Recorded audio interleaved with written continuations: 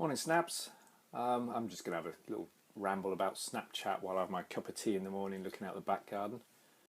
As I mentioned before, a couple of days ago, I'm not happy about the way when I follow somebody's story, it finishes and goes straight into somebody else's story with no warning. I'm completely lost. That's turned me off following stories, but also I actually like when platforms make changes like this. You try and work out what's going to happen. What behaviour is going to change? I mean, they're going to try, I presume they're trying to get people to stay on the platform longer, engaging with stories, but it might have the opposite effect.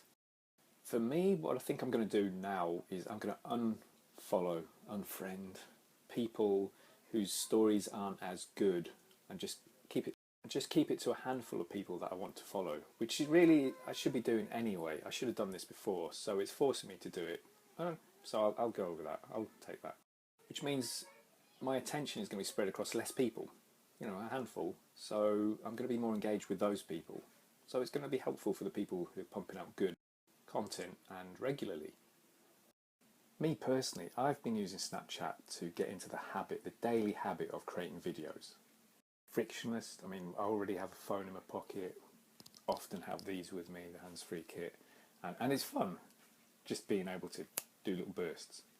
Up to now, I've been downloading every single day's story to my camera roll and saving them on Dropbox, and some of them I've been posting up to YouTube from my camera roll. So I'm building a bank of content, like B-roll to be used later, and content that's already adding value to some people. Something I shouldn't underestimate actually is how much better I am in front of camera and delivering lines. I'm well over myself. I don't do my hair, or I don't worry what t-shirt I'm wearing. Just keep going, just do it. Something I love about the way you create a video or story in Snapchat is that you deliver your line and then you get to think about your next line and then deliver that. Things I don't like about creating videos with Snapchat is when I download the video, it's in this MP4 file and I can't really edit it, or I haven't found an easy. But Snapchat has taught me to deliver lines. It's also taught me not to try and do everything in one take. How silly was that? There's nothing wrong with a jump cut. If there was an app that I could use that was as simple as Snapchat at creating a story, little 10-second clips and adding them to your story, at overlaying text over the video, at like being able to create a photo and put text on it and get it to show for 3 seconds, 5 seconds. And if it created files that I could import easily into Camtasia Studio or Adobe Premiere Pro or whatever the hell, and just edit them simply, then to be honest, I'd probably be using that instead of Snapchat, because the fact that I've got a handful of followers is great, but they can follow the stuff I produce. So this is how I roll. I go piling in, I just launch, and then I learn, as Dan Norris says in his great book, The 7-Day Startup. I've learned great things from Snapchat. I think it's a brilliant platform, and I just have to think about how I'm going to use it going forward, because now I know I'm happy creating video and I'm happy doing it, and I kind of like the results. I want to be able to churn out more, and I want to put it on my blog, on Facebook, LinkedIn, YouTube, Twitter, just start publishing it and getting more into the marketing side of it so more people see it. So now, because I've done a month's worth of creating videos, I've got a lot of thinking, but it's thinking about stuff I've done, which I really like.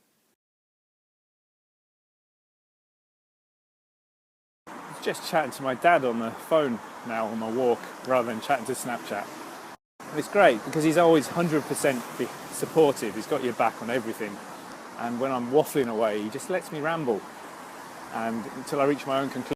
I was saying how last week I'd spent quite a lot of time doing videos and learning about videos, etc., and not a lot on client work. He was laughing, saying, yeah, clients will notice that. I said, no, actually, they don't, because I'm building a team of people to do the work, and my job is to get the work. So how's that? My job isn't to do the work, my job is to get the work.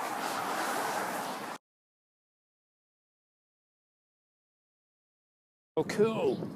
Now that I got to that little nugget there, if you're a business owner, your job is not to do the work, it's to get the work.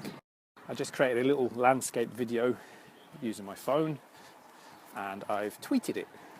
6-second video, done. do a sub 10-second Snapchat series with kind of like subtitles. Create that as a video and upload to Twitter and Facebook. Wow.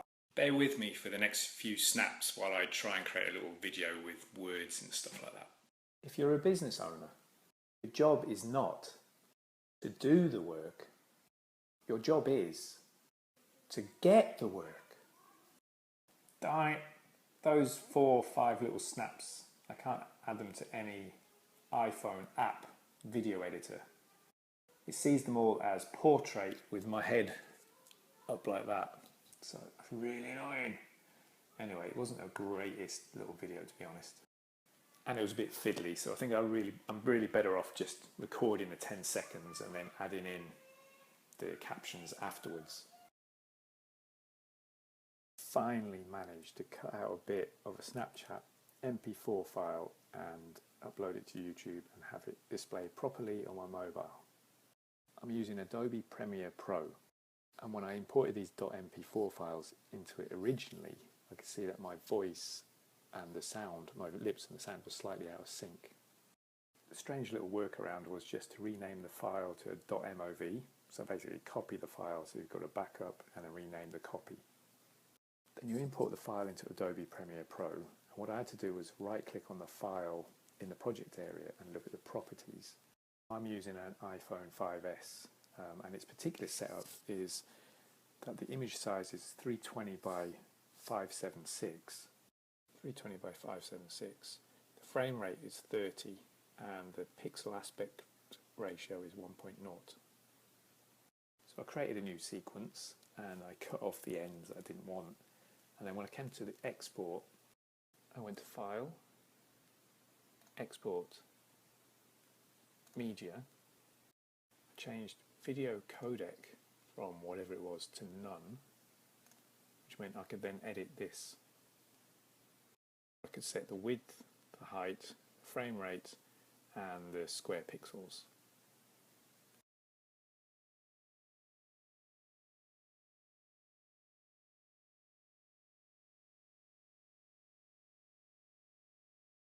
So I've got a 90-second video from an 8-9-minute video I took one day. It's where I answer a question where somebody's asking, is it worth being Google certified? So I've named the file, the .avi file that was output, named the file, is it worth being Google AdWords certified? Because I believe that helps with YouTube SEO. And then I've called it Andy Talks 023 because that's what I'm up to, and is it worth being Google AdWords certified? I've created another channel, an AdWords channel. I've dropped it into the AdWords channel as well as my Andy Talks channel. Yes, I'm really pleased. I looked at that on my mobile and it's the right size. It's not like a little thumbnail. I'm so happy now. 11:10. What I should do now is actually go through that 90-second video and transcribe it and write that up in the description, create a blog post, shove it in that as well. Do something I've not done yet, which actually is put captions on the YouTube video so that they appear at the right place. I might do that later. And then I'll post links to this YouTube video on Twitter, LinkedIn and Facebook. Later on I'll try uploading that video natively to those platforms, maybe Instagram as well. I don't know if this is suitable stuff for Instagram, who knows. I'll let you know how I get on.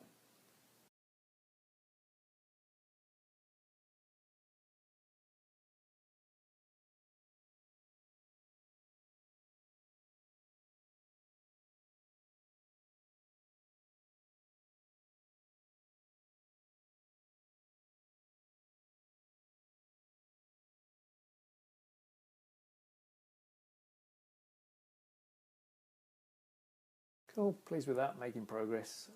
Still stuff to do, but chipping away, chipping away. I say goodnight now on Snapchat, and then I'll download this story and upload it to the forum because I think it's quite an interesting one. Interesting for me to look back on at least. Andy Talks 24 coming up. Night snaps.